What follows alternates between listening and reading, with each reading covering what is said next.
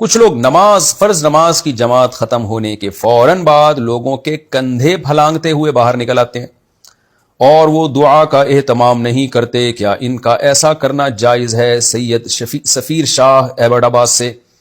دیکھیں، فرض نماز میں سلام پھیرنے کے بعد امام اور مقتدی کا رشتہ ہو گیا ختم.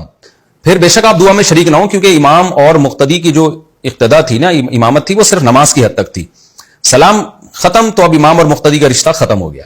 اب مقتدی آزاد ہے، چاہے تو سنتیں پڑھے، چاہے دعا مانگے، چاہے جو مرضی کرے وہ. تو اب اس کو زبردستی بٹھا کے رکھنا یا اس کو یہ پابند بنانا کہ وہ دعا میں امام کے ساتھ لازمی شریک ہو، یہ پھر شریعت پر زیادتی ہے. اس کی مرضی شریک ہو یا نہ ہو. لیکن جانے میں لوگوں کے کندھے پھلانگنا پھر بھی جائز نہیں ہے. کندھے پھلانگنا پھر بھی جائز نہیں ہے. صحیح حدیث میں لوگوں کے کندھے پھلانگنے سے منع کیا گیا ہے.